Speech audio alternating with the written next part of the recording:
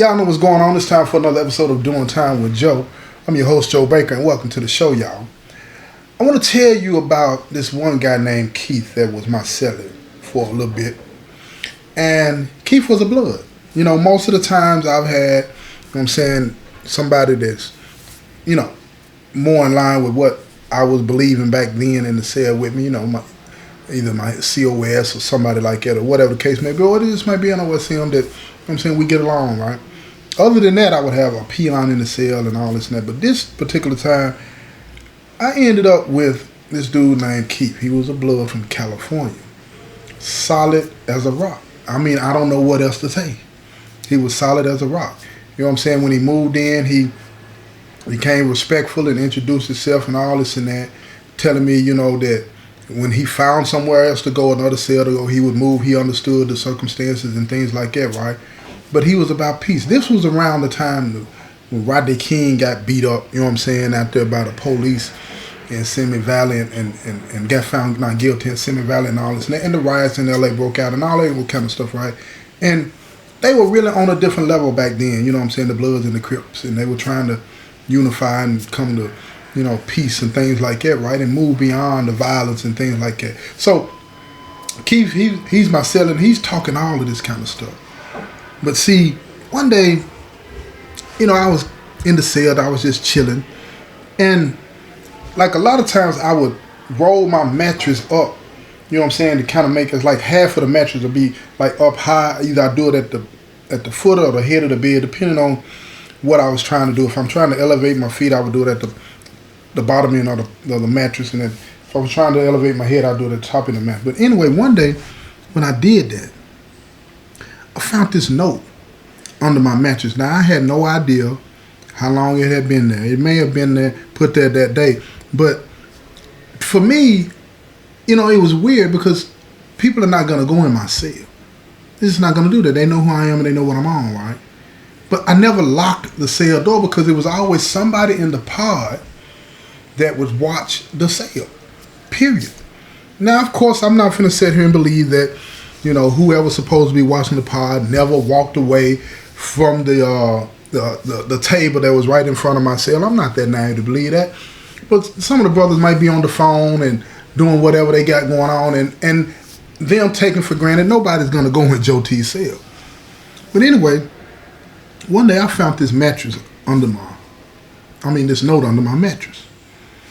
And it was block letters. It had no signature on it. It was just a name, and it was it's like, to me, I took it as a warning. And it said, he gotta go. It wasn't addressed to me, but it was in my space. It was where I felt the most comfortable. You feel what I'm saying? And somebody had violated that. Now, my cellie, when I found it, right? My cellie, he on the top bunk, knocked out, snoring, sleep, breathing heavy, all this old kind of stuff. Not even aware of what's going on, when I get this letter. Look at this letter. Now I'm thinking in my mind, this is bull. This letter right here, it was meant for me, but it wasn't meant for me. It wasn't meant for me. Because the few days that Keith had been in my cell, I had been hearing grumblings from some of the other, bloods on the compound, not directed to me, but through, some of the people that were subordinate to me, talking about they didn't like him. They didn't like him at all. And they wanted him gone. Because he was talking all this peace stuff with the Crips. And like I said, don't forget it was around the time of Rodney King. Now I'm trying to figure in my mind, what do I do? Do I tell him what's going on? Do I warn him? Do I ignore it? And just hope that nothing happens? And I'm going through all of these backs and forths and ups and downs about something that has nothing to do with the business. Has nothing to do with the business. But I'm going to tell you something, man.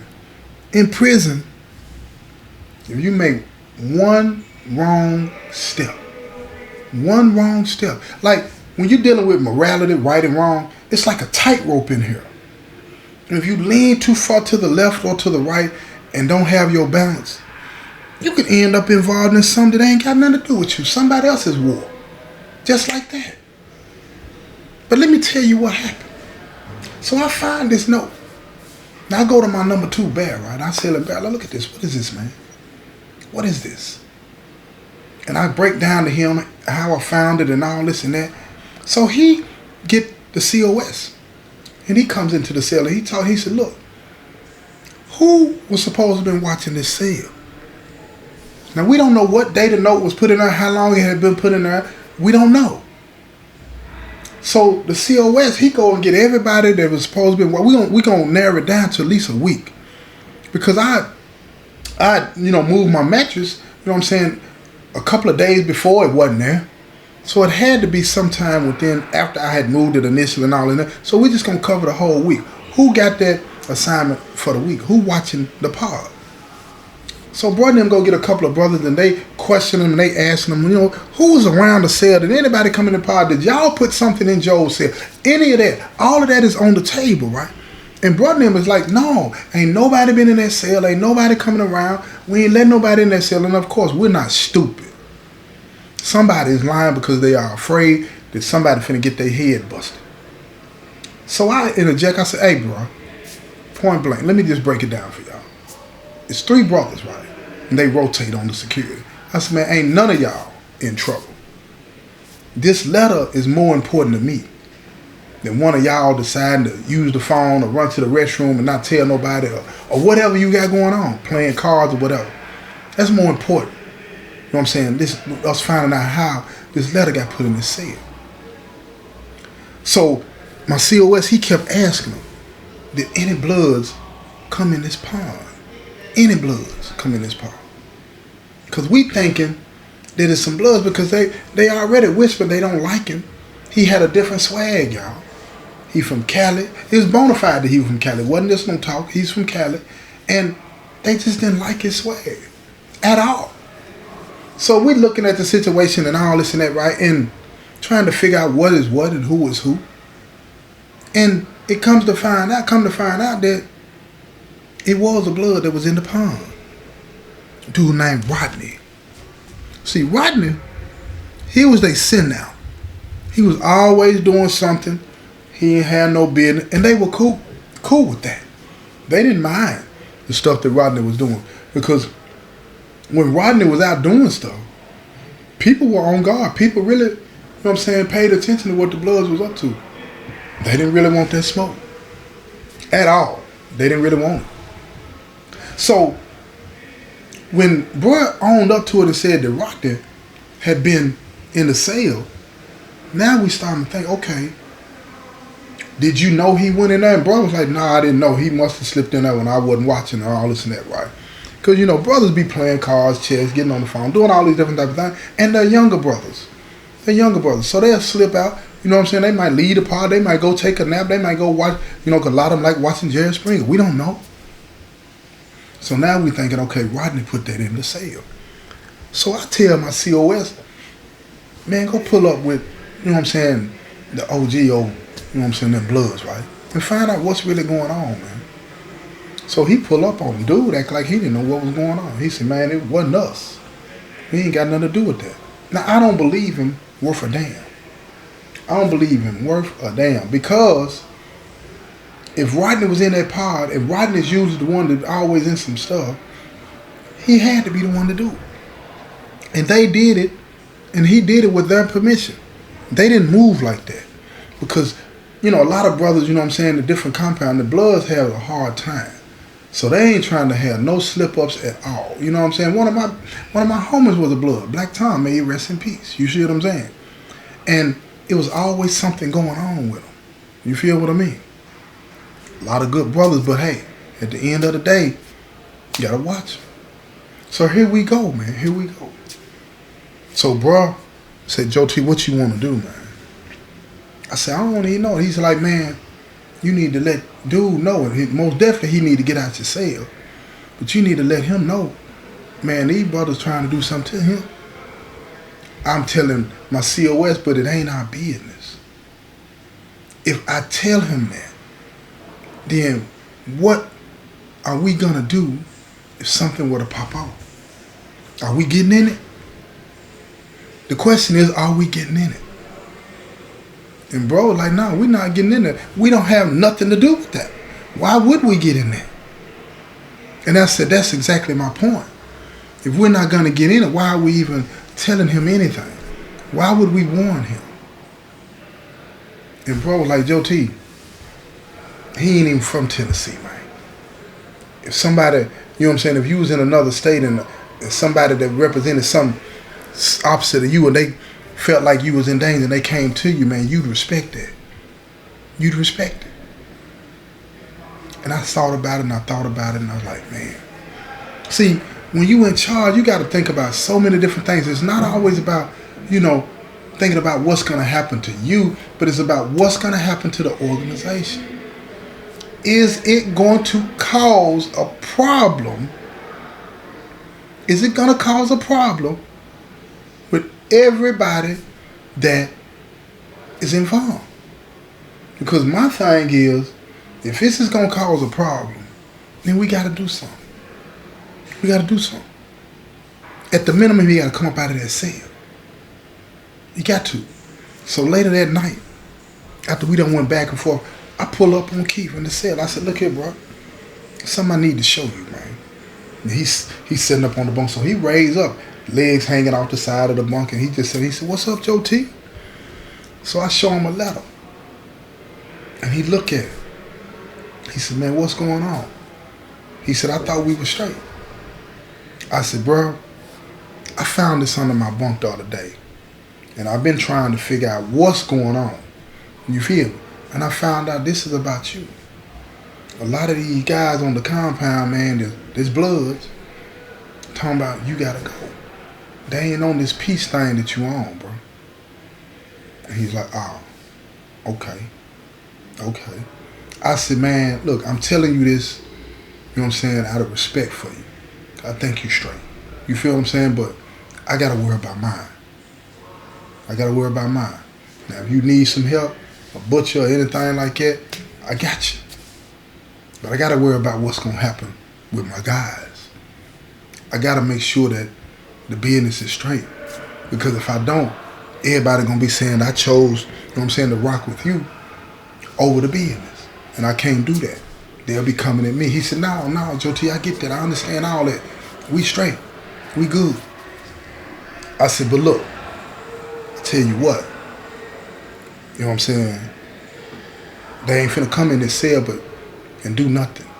I got somebody watching it all times and all. He said, Joe T, see, don't get it twisted. I ain't no coward, man. I understand how the business go. I come up in this. He a little older than me. And you could tell he been there. You feel what I'm saying? He been there, man, for real. Straight out of Compton. He ain't joking, man. He owned that. He owned that. But he was trying to change directions, you know what I'm saying, in light of what happened with Rodney King. He said, man, I'm going to take care of this tomorrow. He said, it's been real, man. So he started packing up his stuff, and I'm watching him. And I saw a whole transformation take place. His whole demeanor changed. He sounded different. He looked different. It looked like his veins in his arms started to buzz now. You feel what I'm saying?